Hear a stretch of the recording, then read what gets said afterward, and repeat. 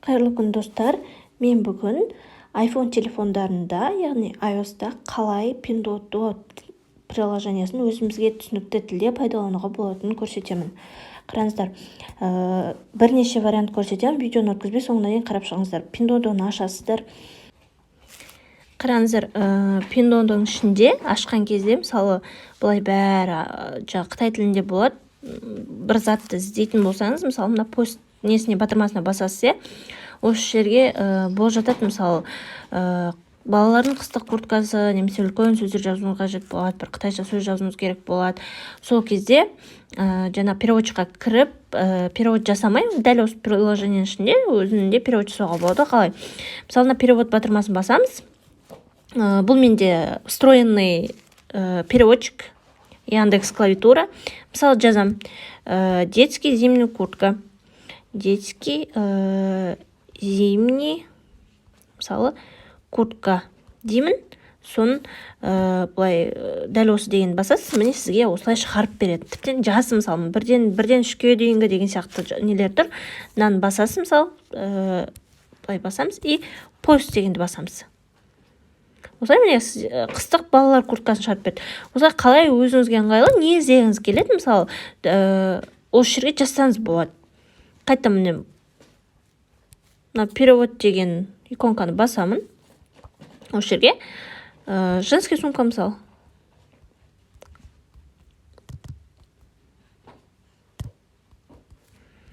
Окей дегенді басасыз. Мына X-ті бассаңыз, міне поиск шығады. Әйелдер сумкасын шығарып береді. Енді мысалы, Pinduoduoға кірген кезде біз өзімізге бір қажет информациялар болады, жаңағыдай товардың салмағымыз білгім келеді, немесе қандай составтан тұратынын білгіміз келеді. Сол кезде Pinduoduo приложениясынан шықпай, қалай продавецпен соны өзіміздің тілде, түсінікті тілде қалай жаңағыдай сөйлесек болады. Мысалы, мына бірінші тұрған шапканы аша саламын, мен жай осының примерінде көрсетемін.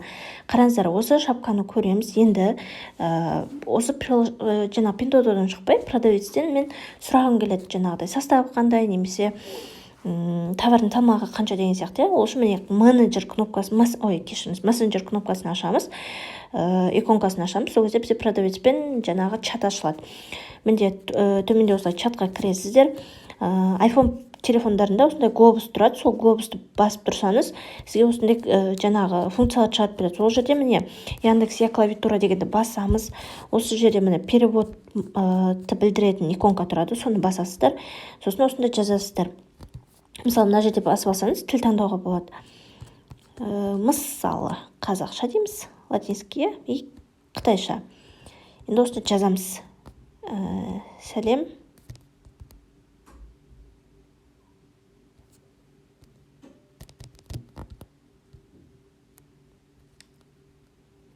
Сәлем деген жазу, міне. Мына жіберу дегенді білдіреді. Осын басасыздар. Қайтадан переводқа кіреміз. Былай орысшаға аударып алсаңыздар болады. Маған орысша кітті ыңғайлы, сол үшін орысшаға аударып аламын. Мысалы, привет деп жазамыз. Бұл өзі автоматом түрде аударып береді. Міне, привет деп жазды, автоматом аударып береді. Дұрыс дегенді басасыз. Содан соң міне жіберу дегенді басасыз. Содан кейін былай жасақ болады. Мысалы, сколько весит,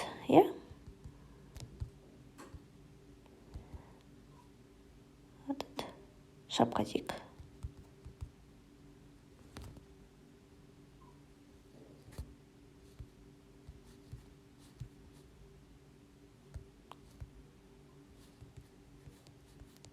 Міне көріп тұрғандарыңызда мен мына жерде қателік жібердім. Сразу неге жаздым, онда емес, мында жазу керек болады. Сол сізге жаңағыдай сразу мына жерге переводын қойып отыратын болады. Мысалы, сколько весит.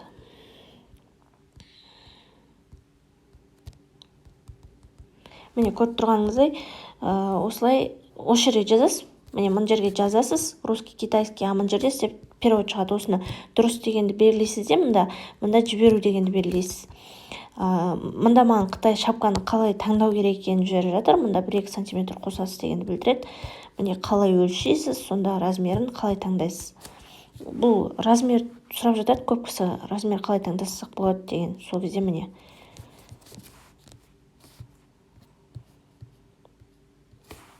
енді продавецке жаздық делік. Енді продавецтің жазған қалай түсінеміз? Жаңағы текстін басып тұрсаңыз, осылай бірінші копировать ету дегенді білдіреді мына жерде.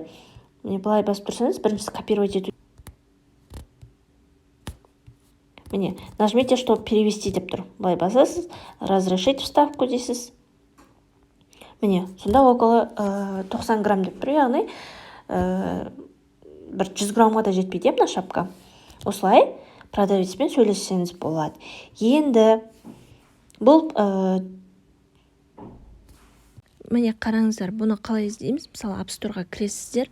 Осы жерден мен секілді Яндекс клавиатура деп іздесеңіздер болады. Мен Яндекс клавиатура маған ыңғайлырақ аударғанға, иә.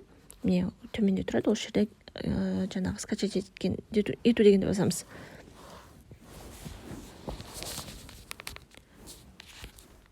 iPhone-да App Store-ға кіреміз, ал Google-да Play Market-тен кіріп іздесеңіздер болады. Немесе егер сіздерге Google ыңғайлы болатын болса, міне Google клавиатура деп іздесеңіздер, сіздерге Google-дың встроенный переводчигін шығарып береді. Міне осын скачать етсеңіздер болады, тоже ыңғайлы, иә.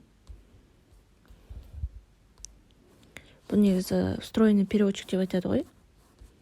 Қазір көрсетем. Міне встроенный переводчик Яндекс деп тұрады, Яндексте.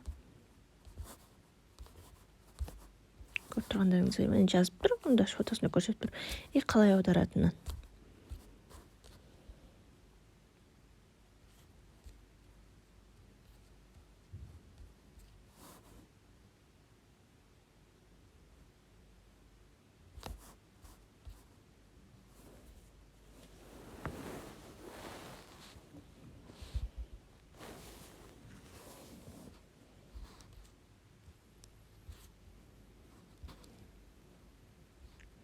Міне енді қалай жұмыс жасайтын және қалай жалпы приложениені өзіңізге ыңғайлы болатын көрсетем. Осылай шығады, разрешить дегенді басасыз. Жаңағыдай мында тіл нетесіздер, қосасыздар, иә. Осылай шығарып береді. Астында қараңыздар. Астында клавиатура деген басуды басасыз. Осы жерде клавиатураға жаңағыдай доступ бересіз. Щоб сізде жаңағыдай шығып отыру үшін.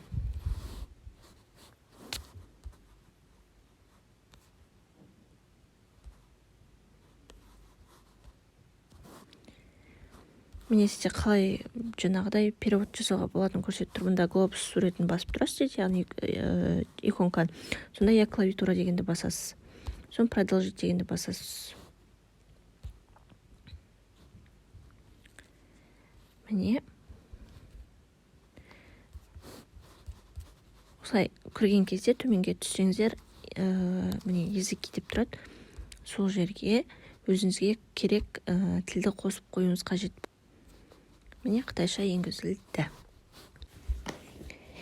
Енді келесі тағы бір способқа кіретін болсақ, яғни Pinduodu'ны өзімізге түсінікті болу үшін, ол самый обычный переводчик. Мысалы, кіресіз товардың жаңағы описаниесіне кіресіз. Сізге қызық, товар қандай екен. Былай төменге түсе берсеңіз, товардың описаниесі кетеді. Осы жерде тұрып скриншот жасайсыз. Мен өзім Яндекс переводчикпен пайдаланам. Қараңыздар, Яндекс клавиатура мен переводчик екеуінің разницасы бар екенін шатастырмаңыздар. Мен жаңа сіздерге клавиатураны көрсеттім, енді переводчик кәдімгі обычный переводчикті көрсетіп тұрмын. Яндекс клавиатура ол встроенный переводчикті, жаңағы сіздің клавиатураңызда встроенный тұрады, сол жерде моментально аударасыз. Ал Яндекс переводчикті осылай сыртқы неме болады, жаңағы приложение соған кіресіз, жаңағыдай былай скриншотты немен аударасыз, немесе текст ретінде аударсаңыз болады. Мне самый обычный переводчик, жаңағы қазақ, орыс өзіңізге ыңғайлы тілге аударып оқи берсеңіз болады. Қай жерде өндірілетін, қандай расцветкалар бар екенін, товардың аты қандай екенін және қандай жаңағы материалдан тұратынын бәрі жазылған. Келесі бір способты көрсетейін. Бұл мен өзім пайдаланатын способтардың бірі. Енді бұл жерде ыңғайлысы сіз каждый раз скриншот жасап жүрмейсіз. Бір продуктын алып алдыңыз, сол туралы полный сізге информация шығады. Ол қалай? осы шапканың примеріне көрсете берейін. Осы шапка кетті бізде. Товарға кірсеңіз, кез келген товарға кірсеңіз, тіпті мынау болсын, немесе мен көрсетіп отырған шапка болсын, осы жоғарыда поделиться деген кнопка болады. Соны басасыздар. Осы жерде жаңағы товардың ссылкасын копировать етіп аласыздар, сілтемесін көшіріп аласыздар. Сосын шығасыздар. Самый обычно бізде Google-ға кіреміз. Телефонымызда бар, немесе скачать етіп алсаңыз болады, немесе жаңағы сафаримен жасасаңыз болады. Осылай Google-ға кіргеннен кейін мынау поисковикке жаңа көшіріп алған сілтемеңізді қоясыз. Осылай поиск басасыз.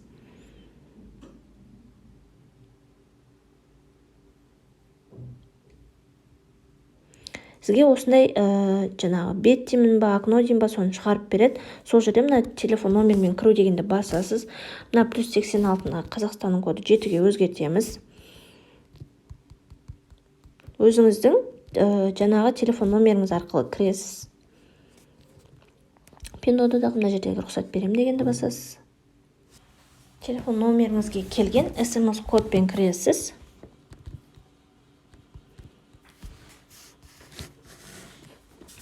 Міне енді қарасаңыздар, жоғарыда русский деп тұр. Осыны бассақ, бізге Пиндода приложениесін бізге түсінікті орыс тіліне аударып береді. Мені төменше берсеңіз, бүкіл жаңағы товардың атауынан бастап, міне отзывтарына дейін бізде орысшаға кетеді.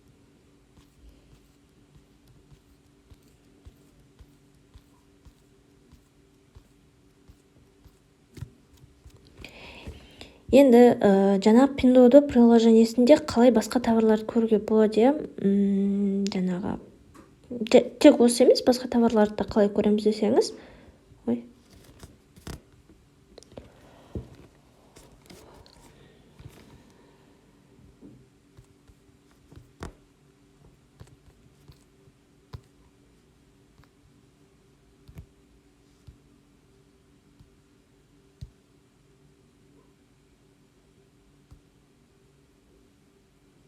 міне түсінікті болды ма? Мен тез басып жібердім ба? Қазір көрсетемін қайтадан.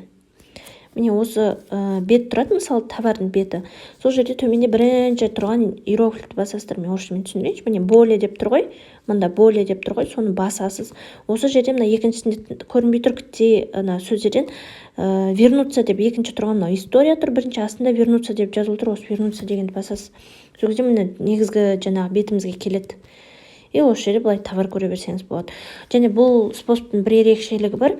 Мысалы, мындай товарды көрдіңіз, жаңағы былай открыть приложение дегенді басатын болсаңыз, міне мынаны көріп алдыңыз, сізге керек товар, жаңағы несін оқып алдыңыз, описаниесін оқып алдыңыз. Мына жерде мысалы жаңағы пластик екені, балаға арналған екені бүкіл описаниесін көріп алдыңыз, отзывтарын оқып алдыңыз. Міне жаңағы поворот қалай жұмыс жасайтынын көрсетіп тұр. Осыдан кейін осы товарды алғыңыз келетін болса, открыть приложение дегенді бассаңыз, мына жерде тұрған